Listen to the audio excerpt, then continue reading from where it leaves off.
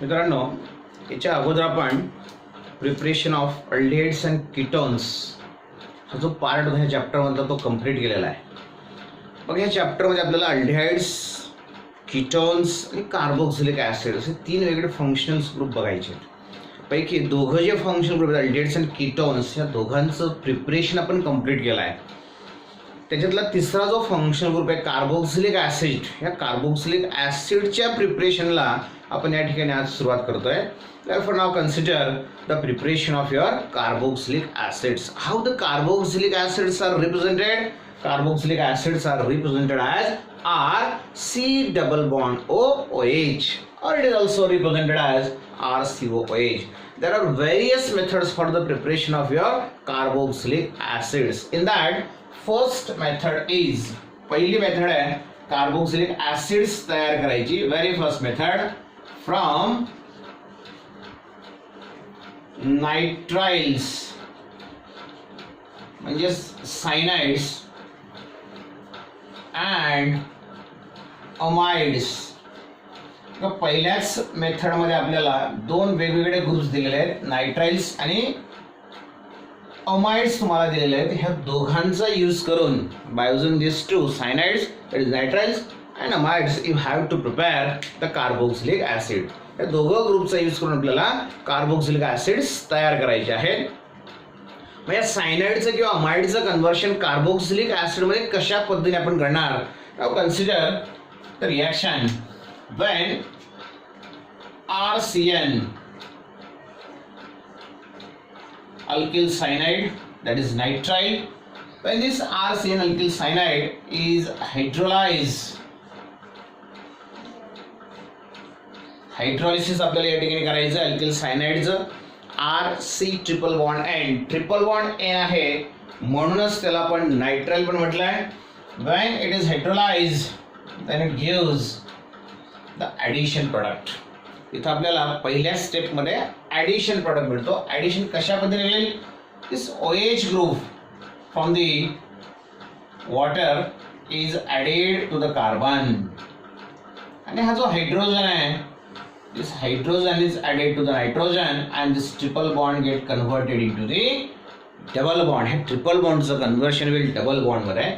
मग एक unstable intermediate compound तुम्हाला मिळेल मित्रांनो. बघा RC, या कार्बनला OH ऍड झालाय, RCOH, ट्रिपल बॉन्डचं कन्व्हर्शन डबल बॉन्ड झालं, आणि या नायट्रोजनला हायड्रोजन ऍड झाला म्हणजे झालं तुमचा NH.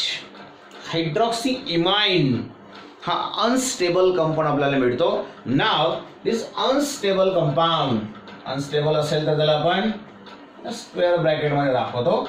This unstable compound undergoes the rearrangement. हा जो अनस्टेबल कंपाऊंड आहे हा तुम्हाला रिअरेंजमेंट दाखवेल. रिअरेंजमेंट कशा पद्धतीने असेल? How the rearrangement takes place?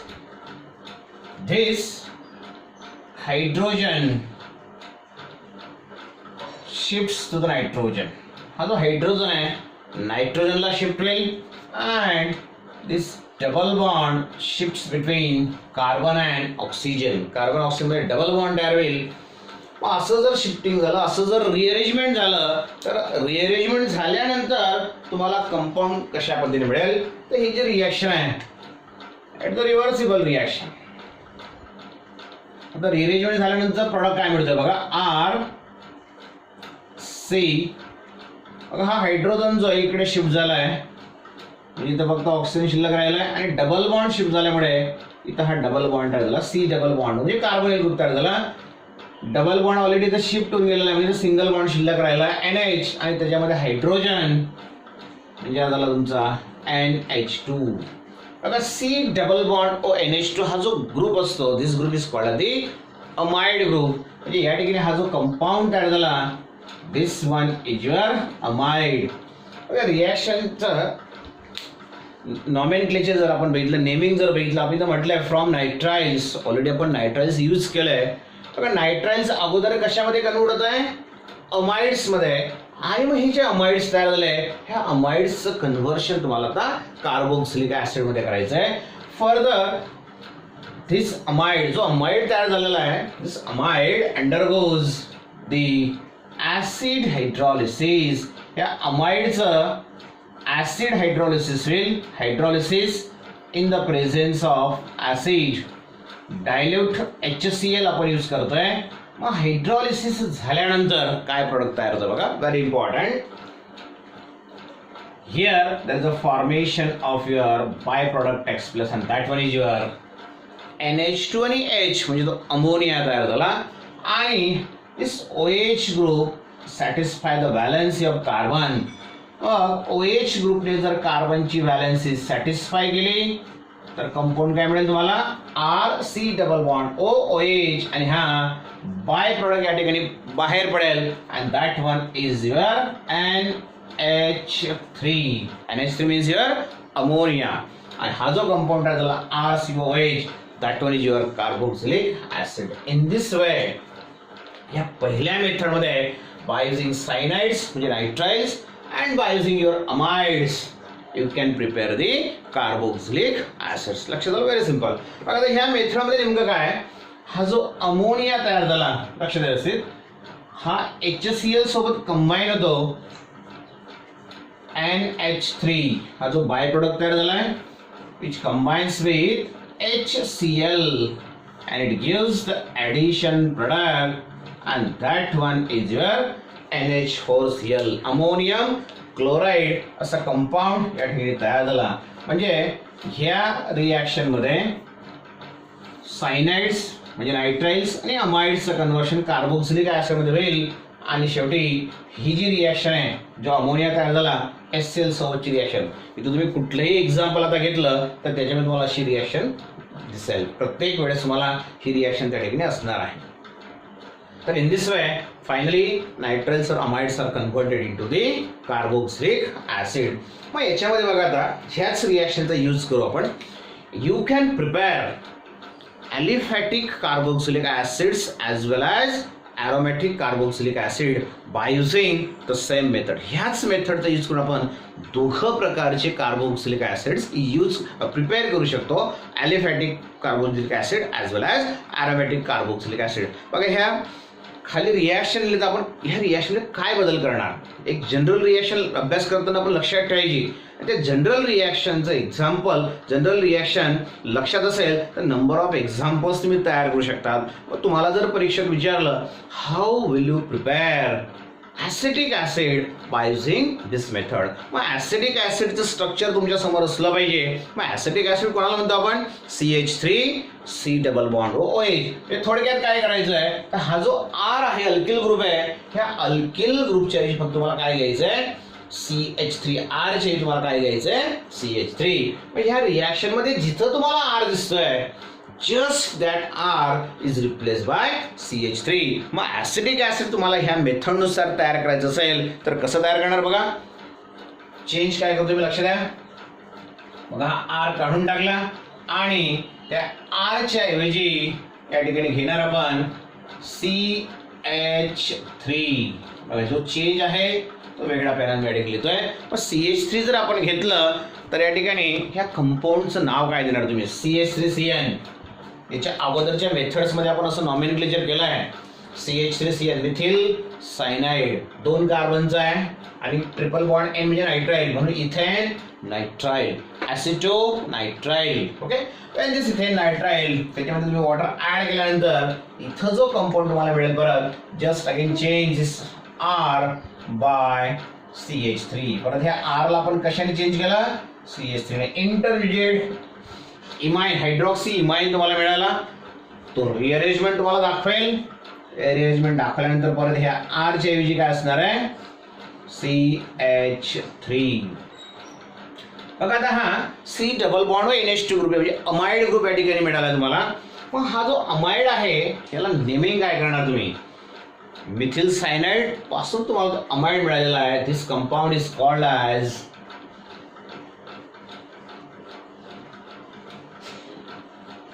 acetamide. What is the name of this compound? This one is your acetamide. And finally बघा परत हा R आपण CH3 ने रिप्लेस करतोय. मग R च्या ऐवजी CH3 लिहिला तर तुम्हाला ऍसिड मिळेल and that acid is your CH3COOH which is known as acetic acid. According to IUPAC system it is ethanoic acid. तर एवढा बदल फक्त एक जनरल रिॲक्शन जर लक्षात ठेवली तर एवढा बदल आपण त्या ठिकाणी करू शकतो. एवढा बदल केल्यावर तुम्हाला एक्झाम्पल मिळेल. मग जसं आता तुम्हाला सुरुवातीला म्हटलं मी, by using this method you can prepare aliphatic carboxylic acids as well as aromatic carboxylic acid. तर हे एक्झाम्पल जे आपण बघितलं, आरच्या ऐवजी आपण CS3 घेतला म्हणून आपल्याला ॲसिटिक ॲसिड मिळाला which is your aliphatic carboxylic acid. मग ह्याच मेथडमध्ये जर आपल्याला ॲरोमॅटिक कार्बोक्सिलिक ॲसिड तयार करायचं असेल तर हा जो आरच्या ऐवजी CS3 घेतला आहे त्या आरच्या ऐवजी आपल्याला ॲरोमॅटिक रिंग घ्यावी लागेल. समजा बेन्झिन रिंग जर आपण घेतली तर काय फरक पडेल? रिॲक्शन मध्ये आपण काय बदल करतोय बघा. आता CH3 त्याच्याऐवजी आपल्याला काय घ्यायचं आहे? बेन्झिन, त्याला लिंक करायचं आहे. बेन्झिन म्हणजेच काय? मग तुम्ही डायरेक्ट रिंगने दाखवू शकतात किंवा C6H5 फिनिल सायनाइड.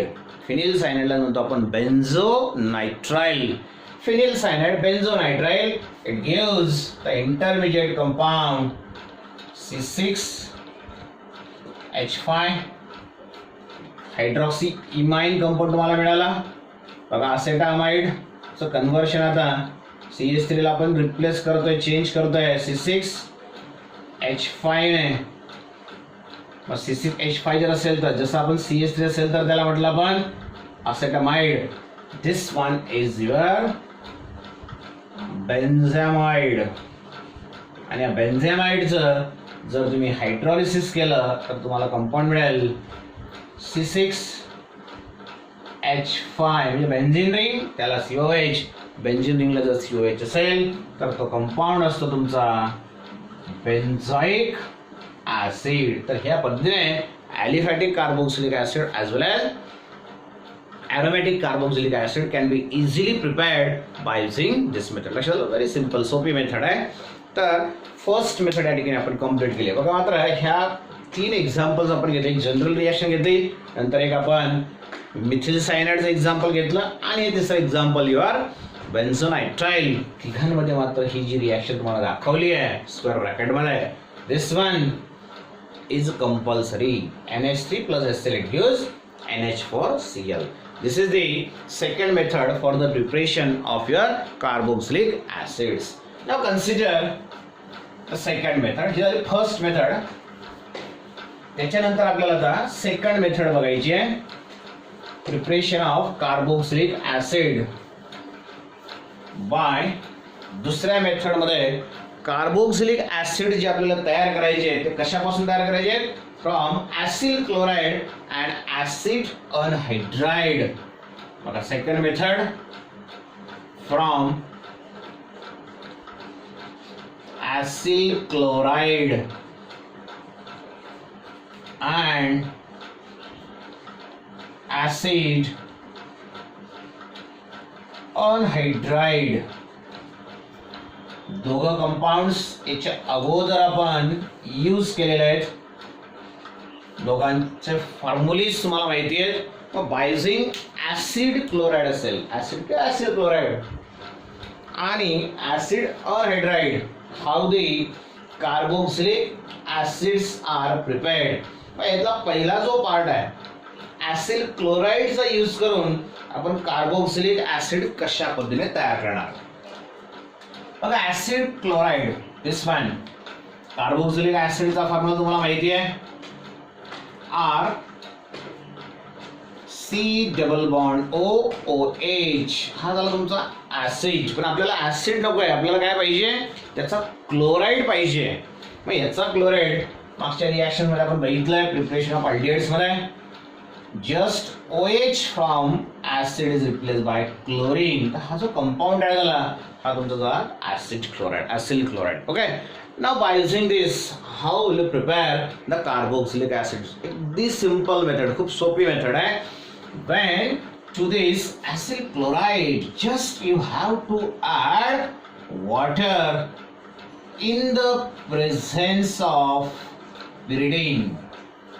Okay, ह्या रिॲक्शन मध्ये pyridine का यूज केलेला असेल हे तुम्हाला रिॲक्शन कंप्लीट झाल्यावर समजेल. पिरिडीनच्या ऐवजी तुम्ही you can use here NaOH also. काय यूज केला तुम्हाला लक्षात येईल त्यानंतर. बघा रिॲक्शन कशा पद्धतीने होणार आहे. HCl बाहेर पडेल आणि हा जो OH आहे कार्बोनिल कार्बनची व्हॅलेन्सी सॅटिस्फाय करेल. कंपाऊंड काय तयार झालं बघा RC double bond OH plus HCl बाहेर पडला. मग ह्या HCl ला HCl is a strong acid. ह्या HCl ला जर तुम्हाला न्यूट्रलाइज करायचं असेल तर HCl ला न्यूट्रलाइज करण्यासाठी आपण बेसिक कंपोनेंट यूज करणार. Either you can use your pyridine or you can use here NaOH. बघा कार्बोक्सिलिक ऍसिड तयार केला. नाव कन्सिडर द एक्झाम्पल. R च्या ऐवजी CH3 जर आपण घेतलं CH3 C double bond Cl which is your acetyl chloride, ethanol chloride. याच्या अगोदर हे सर्व नेमिंग्स आपण बघितलेले आहेत. वॉटर ऍड करतो in the presence of pyridine.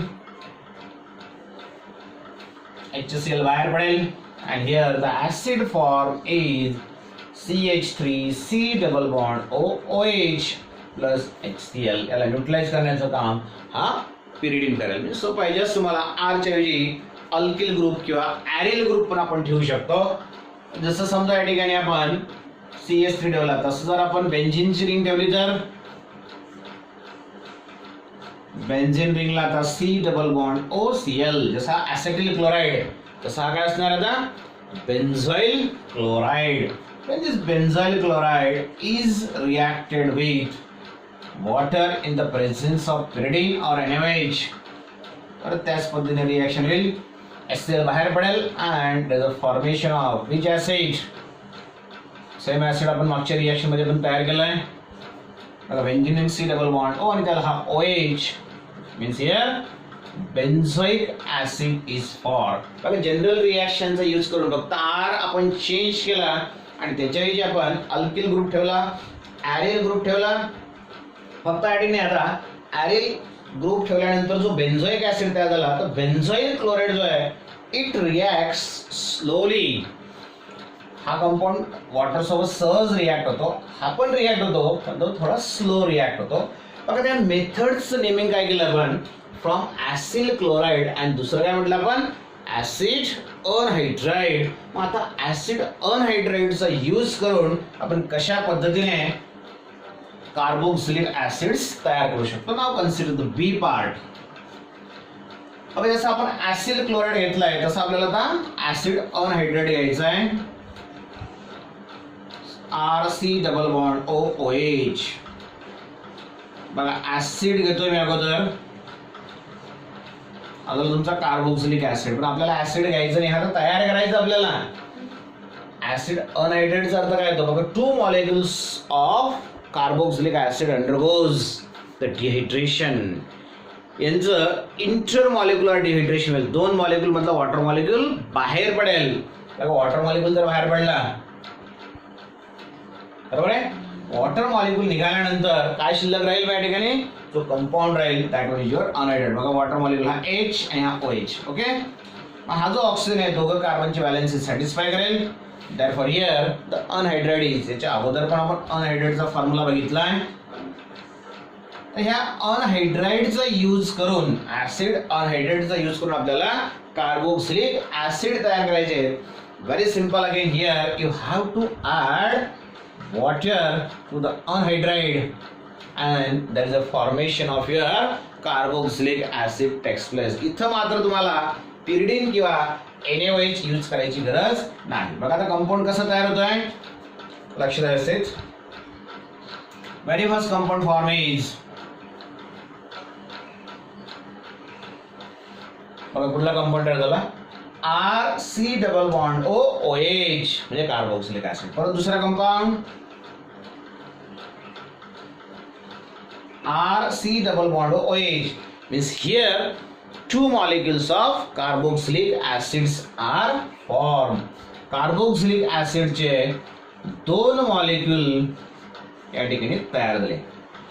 इथं एक ऍसिड आणि एक HCl तुमचा तयार झाला कार्बोक्सिलिक ऍसिड HCl. इथं मात्र here 2 molecules of carboxylic acids are easily obtained by using this method. या ठिकाणी परत तुम्ही जसं वर आपण ऍसिडिक ऍसिड तयार केलं, बेन्झोइक ऍसिड तयार केलं, तसं दोघं प्रकारचे ऍसिड्स आपण तयार करू शकतो. एक्झाम्पल घेऊन बघू आपण.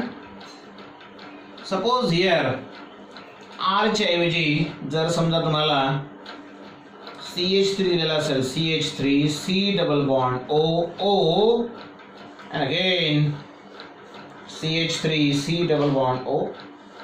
This one is your acetic anhydride. What is the name of this compound? Acetic anhydride. The anhydride of acetic acid. Acetic acid पासून तो anhydride तयार झाला आहे, पण त्याला आपण acetic anhydride म्हटलंय. When to this acetic anhydride water is added. Water जर याच्यामध्ये तुम्ही ऍड केलं तर कुठला कंपाऊंड मिळतोय?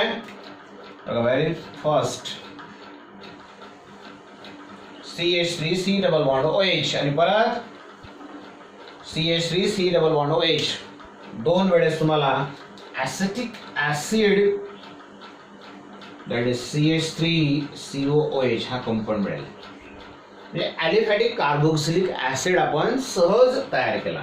पण जसं आपण ॲलिफॅटिक कार्बोक्सिलिक ऍसिड तयार केला तसंच आपण काय तयार करू शकतो अजून? Aromatic carboxylic acid. इथं जो R तुम्हाला दिलेला आहे त्या R ची फक्त काय घ्यायचं तुम्हाला आता? ॲरोमॅटिक रिंग घ्यायची. मग समजा आपण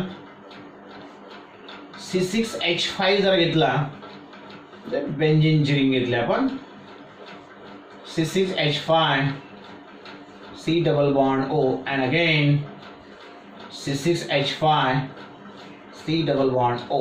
जसं याला म्हटलं आपण ऍसिडिक ऍसिडचा अनहायड्रेट ऑफ ऍसिडिक ऍसिड, तसा हा anhydrate of benzoic acid. therefore it is called as benzoic anhydride. What is the name of this compound?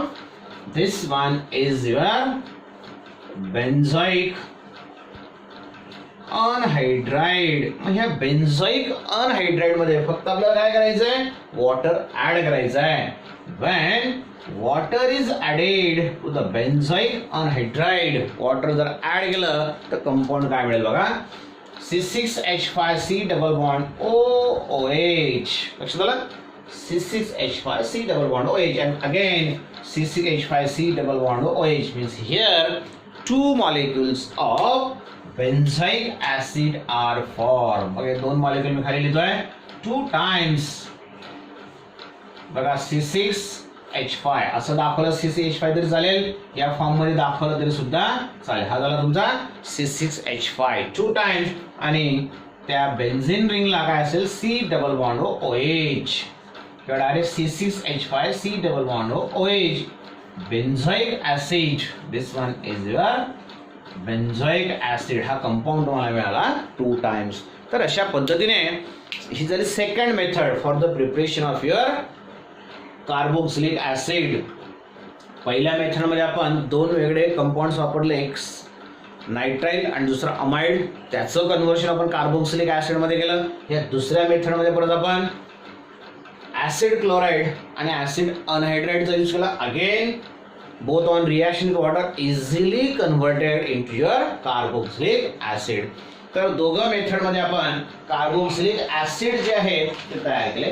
त्याच्यानंतर तिसरी महत्वाची मेथड आपल्याला बघायची आहे and that one is from ester. Already he method सुद्धा alcohols, phenols आणि इथर हे जे चॅप्टर आहे ह्या चॅप्टर मध्ये ही मेथड झाली आहे. मित्रांनो, व्हिडिओ ऐकत असताना थोडंसं ब्लॅकबोर्डवर जे लिहिलेलं असतं ते लिहून घेत चला. हे तुम्हाला नंतर परत कन्सेप्ट जे आहे ते लवकर क्लिअर होतील. रायटिंग खूप महत्वाचं आहे तुमचं. तर या ठिकाणी बघा, आता तिसऱ्या मेथडनुसार आपल्याला कार्बोक्सिलिक ऍसिड्स तयार करायचे आहेत आणि तिसरी मेथड आहे तुमची from esters. You have to prepare carboxylic acids from esters. जसं कार्बोक्सिलिक ऍसिड्सचा फॉर्म्युला आहे RCOH. ऍसिड क्लोराइडचा फॉर्म्युला बघितला आपण RC डबल बॉन्ड Cl. अनहायड्रेटचा फॉर्म्युला पण तुम्ही बघितला. तसं आता इस्टरचा यूज करायचा आपल्याला. ह्या इस्टरचं जर आपण हायड्रॉलिसिस केलं तर here there is a formation of your carboxylic acid takes place. बघा from ester by hydrolysis, एस्टरचं काय करायचं आपल्याला, हायड्रॉलिसिस. बघा एस्टरचा फॉर्म्युला आहे R C double bond O. इथं जर H असेल तर तो कार्बोक्सिलिक ऍसिड होऊन जाईल. जो तुम्हाला प्रिपेअर करायचा आहे R C double bond O R, this one is your ester. मग ह्या एस्टरचं हायड्रॉलिसिस केल्यानंतर आपल्याला काय तयार करायचं आहे, carboxylic acid. This ester undergoes hydrolysis in 2 ways. 2 पद्धतीने हा जो एस्टर आहे हा हायड्रोलाइज होतो. त्यातला पहिला पार्ट बघू आपण, ए part which is known as, मतलब पहला पार्ट है which is known as acid hydrolysis. Hydrolysis of the ester by using acid or in the presence of acid. Already method आपल्याला गेलेली आहे. बघा कशा पद्धतीने एस्टरचं हायड्रॉलिसिस तुम्ही करणार. Now consider the general formula R C double bond O O R. Both the alkyl groups may be same or different. म्हणून एक R ने दाखवला पण एक R dash ने. R and R dash may be same or different. When this ester undergoes the hydrolysis, बघा याचा आपण हायड्रॉलिसिस करतोय, वॉटर ऍड करतोय, पण याला म्हटलं आपण ऍसिड हायड्रोलिसिस. म्हणजे ही जी हायड्रोलिसिसची रिएक्शन आहे, here this reaction should be carried out in the presence of acid. आणि इथं जे ऍसिड तुम्ही यूज करणार that one is your H2SO4. बघा आता हायड्रोलिसिस कशा पद्धतीने होईल आणि तुम्हाला ऍसिड कशा पद्धतीने मिळेल. when this ester undergoes hydrolysis, then here there is a formation of, बघा एक प्रोडक्ट ऍडिंग तयार झाला R dash OH म्हणजे अल्कोहोल तयार झाला. आणि हा जो OH ग्रुप आहे, OH group satisfy the valency of carbonyl carbon. Therefore here the compound form is R C double bond O, R C double bond O आणि हा OH.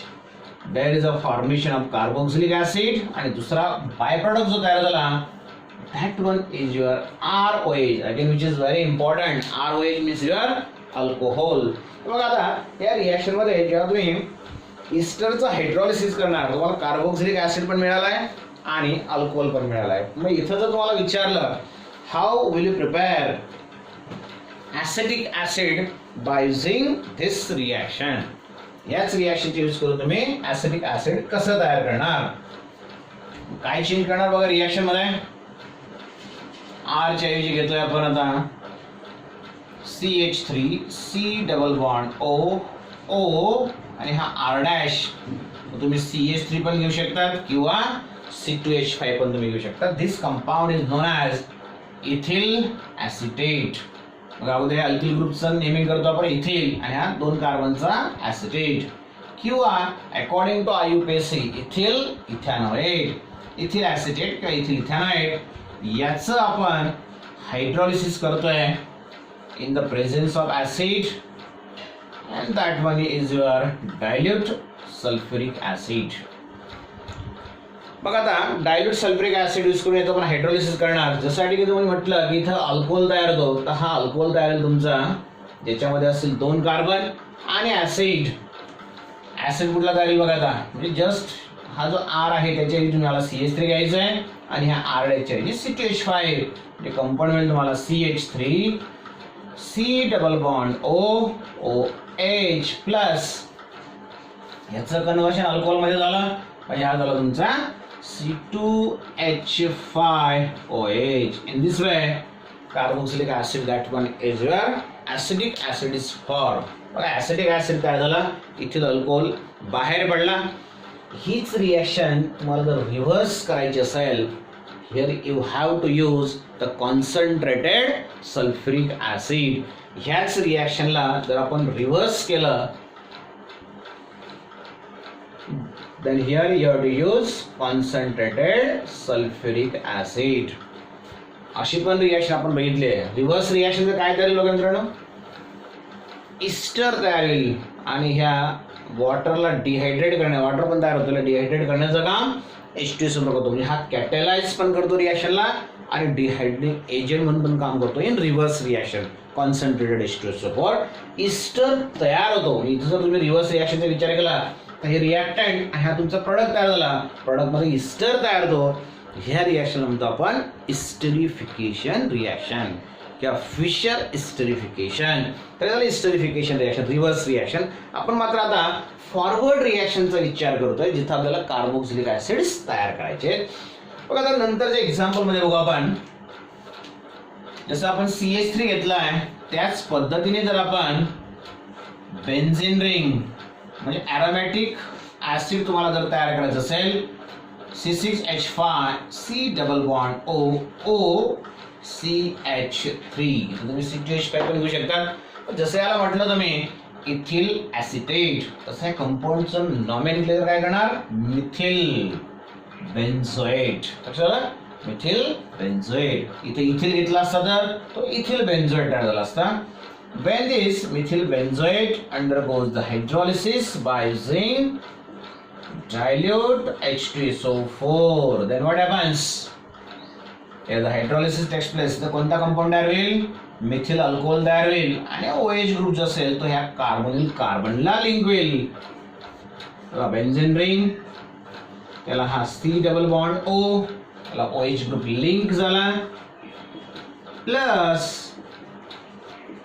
CH3OH. In this way benzoic acid is formed. आता ह्या दोघं example मध्ये किंवा general reaction जे आपण बघितली त्या तिघांमध्ये आपण हायड्रॉलिसिस केलं आहे, कॅरी आउट केलंय in the presence of acid, म्हणून त्याला काय म्हटलं आपण, ऍसिड हायड्रॉलिसिस. मग याच्यातला बी पार्ट जो आहे, जसं इथं ऍसिड हायड्रॉलिसिस आहे तसं hydrolysis can be carried out by using the alkali. अल्कलीचा यूज करून आपण हायड्रॉलिसिस कॅरी आउट करू शकतो. इथं जर आपण बघू त्याला, मग इथला बी पार्ट कन्सिडर करा, अल्कलाइन हायड्रॉलिसिस. ह्या इस्टरचं आपल्याला हायड्रॉलिसिस करायचं आहे बट बाय युझिंग अल्कली, म्हणून त्याला नाव दिलंय अल्कलाइन हायड्रॉलिसिस. वरच्या रिॲक्शन मध्ये ह्या रिॲक्शन मध्ये काय चेंज असणार आहे, काय फरक असणार आहे. Now consider the reaction when ester, direct example बघू वाटल्यास याच्यामध्ये आपण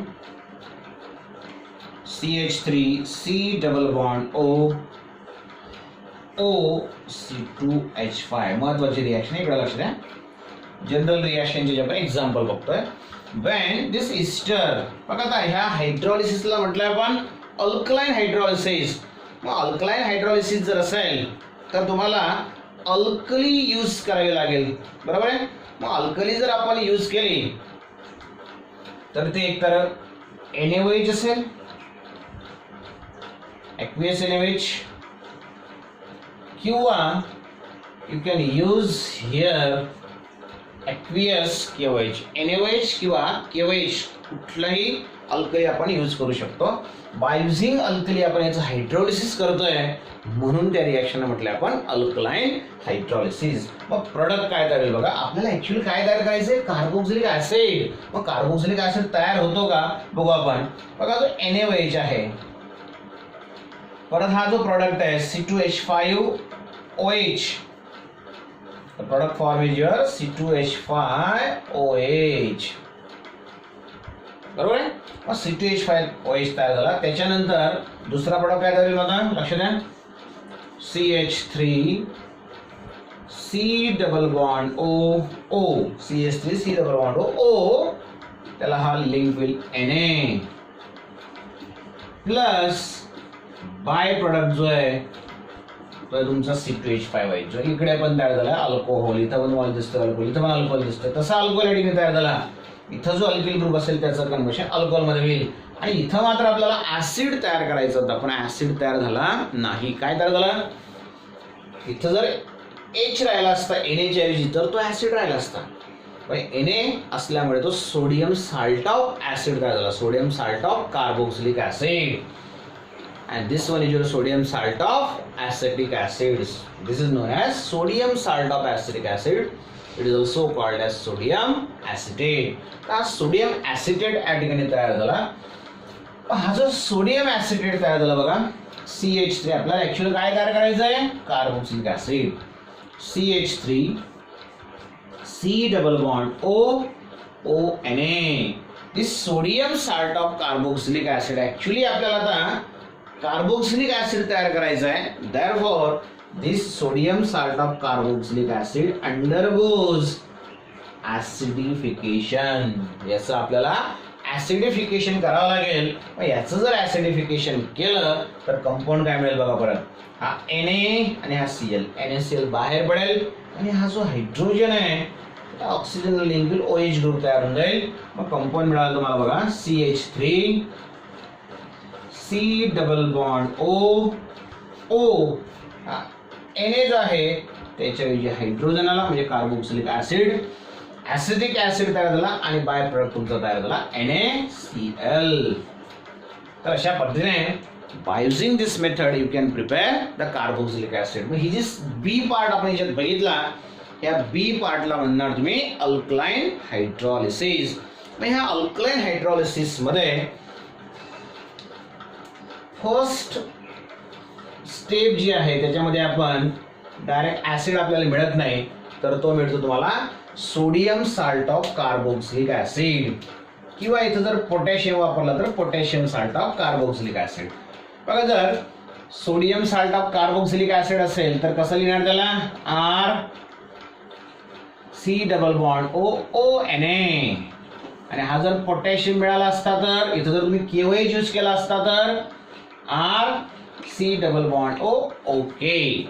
बघा तुम्हाला R इथं CH3 फक्त R घेतला रिप्रेझेंटेशन करण्यासाठी. तर अल्कलाइन हायड्रॉलिसिस मध्ये पहिल्या स्टेप मध्ये तुम्हाला एकतर sodium salt of carboxylic acid मिळतो किंवा potassium salt of carboxylic acid मिळतो. तर मित्रांनो सोडियम किंवा पोटॅशियम साल्ट लक्षात द्यायचं मी काय सांगतोय, sodium or potassium salt of higher fatty acid, higher fatty carboxylic acid, higher fatty acid जे असतात त्याचे सोडियम किंवा पोटॅशियम साल्ट जे आहेत that are known as soap.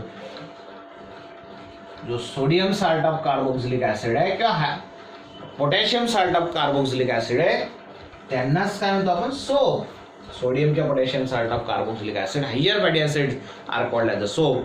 मग या ठिकाणी हा सोडियम किंवा potassium salt of carboxylic acid तयार होतोय म्हणून ह्या प्रोसेसला म्हणतो आपण, this process is called as saponification.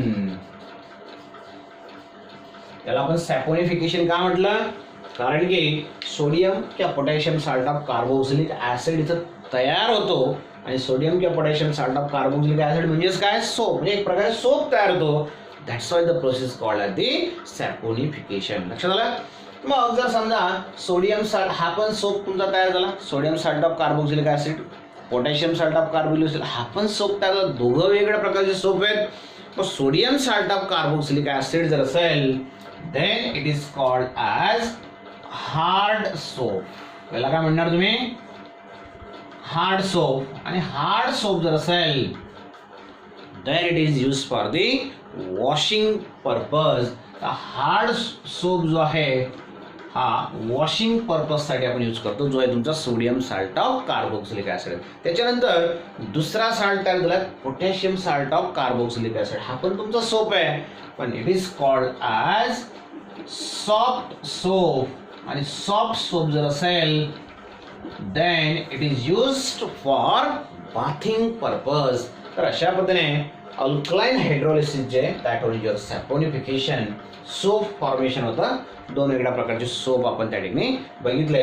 तर ही तिसरी मेथड आहे ज्याच्यामध्ये आपण इस्टरचं हायड्रॉलिसिस केलं. And by hydrolysis of ester, whether it is acid hydrolysis or alkaline hydrolysis, you can prepare the carboxylic acid. बघा तीन वेगळ्या मेथड्स जे आहेत ते आपण या ठिकाणी बघितलेल्या आहेत for the preparation of your carboxylic acids. त्याच्यानंतर चौथी मेथड आपण बघणार which is very important method. Fourth method for the preparation of your carboxylic acids. Okay, चौथ्या मेथड मध्ये नेमकं आपल्याला काय करायचं आहे की चौथ्या मेथड मध्ये आपल्याला कार्बोक्सिलिक ऍसिड्स जे प्रिपेअर करायचे आहेत ते कशापासून तयार करणार. पण अगोदरच्या सर्व मेथड्स मध्ये आपण बघितलं you can prepare aliphatic carboxylic acids as well as aromatic carboxylic acid. तिघं मेथड्स मध्ये आपण ॲलिफॅटिक किंवा ॲरोमॅटिक दोघं प्रकारचे कार्बोक्सिलिक ऍसिड जे आहेत ते प्रिपेअर केले आहेत. आता ही जी चौथी मेथड आहे या चौथ्या मेथड मध्ये आपल्याला नेमकं कार्बोक्सिलिक ऍसिड कशापासून तयार करायचे from alkyl benzene by oxidation. चौथी मेथड जी आहे ते तुमची from alkyl benzene by oxidation. खूप इंटरेस्टिंग मेथड आहे. आता अल्किल बेन्झीन कसं दाखवणार. Alkyl benzene this one is your benzene. Alkyl benzene ह्या बेन्झीन रिंगला अल्किल ग्रुप लिंक असेल याचं आपल्याला ऑक्सिडेशन करायचं आहे. अल्किल बेन्झीनचं ऑक्सिडेशन केलं तर जो ऍसिड तुम्हाला मिळणार that one is your aromatic carboxylic acid. कारण की या बेन्झीन रिंगचं कन्व्हर्शन त्या ऍसिड मध्ये होणार आहे म्हणून तो असेल तुमचा ॲरोमॅटिक कार्बोक्सिलिक ऍसिड. बघा या ठिकाणी आपल्याला ऑक्सिडेशन करायचं आहे अल्किल बेन्झीनचं. मग अल्किल बेन्झीनचं ऑक्सिडेशन करण्यासाठी आपण वेगवेगळे ऑक्सिडायझिंग एजंट्स वापरत असतो. याच्या अगोदर पण आपण भरपूर वेगळे रिएजंट्स वापरले, ऑक्सिडायझिंग एजंट्स वापरले, जसं ऍसिडिफाईड CR2O7 असेल, अल्कलाइन किंवा ऍसिडिक KMnO4 असेल, CrO3 असेल, PCC, PDC किंवा क्रोमिक ऍसिड असेल H2CrO4 असेल. Different oxidising agents are utilise for the oxidation of that compound. तर इथं मात्र आपल्याला हा जो अल्किल बेन्झीन आहे याचं ऑक्सिडेशन पण अशा वेगळ्या रिएजंट्सचा यूज करून आपल्याला कॅरी आउट करायचं आहे. इथं आपण जो ऑक्सिडायझिंग एजंट यूज करतोय for the oxidation of your alkyl benzene is generally that one is your alkaline KMnO4. Alkaline KMnO4 आपल्याला यूज करायचं आहे. Now consider the example. Suppose here the alkyl benzene given is this one benzene ringला CH3. आता याचं nomenclature तुमचं लक्षात आलं असेल भरपूर वेळेस असा कंपाऊंड आपला झालाय. दिस वन इज युअर टोल्यून. या टोल्यूनचं जर आपण अल्कलाइन KMnO4 लक्षात आलं असतील when this toluene is oxidized by using alkaline KMnO4. This alkaline KMnO4 oxidizes the toluene. तो alkaline KMnO4 जो आहे तो टोल्यूनला ऑक्सिडाइज करतो and here one of the intermediate product obtained. इथे एक intermediate product तुम्हाला मिळतो and that one is your C double bond O. Okay. आता आपण मागच्या रिएक्शन मध्ये बघितलं सोडियम किंवा पोटॅशियम साल्ट तसा potassium salt of aromatic carboxylic acid benzoic ऍसिडचा तो पोटॅशियम साल्ट आहे पोटॅशियम बेन्झोएट. तिथं जर Na राहिला असता तर त्याला आपण सोडियम बेन्झोएट असं म्हटलं असतं. हा इंटरमिजिएट प्रॉडक्ट आहे. या इंटरमिजिएट प्रॉडक्टचं आपल्याला हायड्रॉलिसिस करायचं आहे बाय युजिंग डायल्यूट HCl. आणि याचं जर हायड्रोलिसिस केलं तर finally this one is converted into carboxylic acid and that one is your benzoic acid. तर मित्रांनो ह्या रिएक्शनचं खूप महत्त्वाचं एक वैशिष्ट्य तुम्हाला मी सांगतो. त्याचं आपण हायड्रोलिसिस या ठिकाणी केलेलं आहे. हे महत्त्वाचं वैशिष्ट्य ह्या रिएक्शनचं असं आहे बघा आपण मेथडचं नाव काय म्हटलंय फ्रॉम अल्किल बेन्झीन. इथं दिलंय आपण CH3 बरोबर आहे मिथिल बेन्झीन टोल्यून. इथं एक कार्बनचा अल्किल ग्रुप असेल तर तुम्हाला बेन्झोइक ऍसिड मिळाला. मग तुम्हाला जर विचारलं इथं आपण 2 कार्बनचा जर कंपाऊंड घेतला तर कुठला ऍसिड मिळेल. 3 कार्बनचा अल्किल ग्रुप घेतला तर कुठला ऍसिड मिळेल. ब्रांच्ड अल्किल ग्रुप घेतला तर कुठला ऍसिड मिळेल. या सर्वांचं एकच आन्सर आहे कोणताही अल्किल ग्रुप ह्या तुम्ही बेन्झीन रिंगला लिंक करा, 1 कार्बनचा, 2 कार्बन, 4 कार्बनचा, 10 कार्बनचा, any carbon carbon chain length, कितीही मोठी लेंथ असली कार्बन कार्बनची, that one is converted into COH group. त्याचं कन्व्हर्शन शेवटी कशामध्ये होणार आहे, तर ह्या COH मध्येच होणार आहे. म्हणजे इथं तुम्ही कोणताही अल्किल ग्रुप घेतला तर त्याचं कन्व्हर्शन ह्या COH मध्येच होणार. म्हणजे इथं फायनल प्रोडक्ट फिक्स्ड आहे आणि that final product is your benzoic acid. इथं 1 कार्बनची चेन घेतली तरी बेन्झोइक ऍसिड, इथं प्रोपिल घेतला तरी बेन्झोइक ऍसिड, तर ब्युटिल घेतला तरी पण बेन्झोइक ऍसिड. बरोबर आहे. पण हिअर इफ एक एक्झाम्पल अजून दुसरं घेऊन बघू आपण, तुम्हाला लक्षात येईल. Suppose here the compound given is, असं एखादा कंपाऊंड तुम्हाला दिलेला आहे CH3 CH3. याचं नॉमेनक्लेचर काय, अल्कोहोल्स मध्ये आपण बघितलेलं आहे. This one is your isopropyl benzene. What is the name of this compound, isopropyl benzene. It is also known as cumene. यालाच काय म्हणतो आपण, cumene. When this cumene undergoes, बघा 3 कार्बनची चेन या ठिकाणी बेन्झीन रिंगला अटॅच आहे. When it undergoes the oxidation by zinc alkaline KMnO4, here the product form is intermediate from compound तयार आहे तुमचा. This one C double bond O, okay, and finally it undergoes the hydrolysis.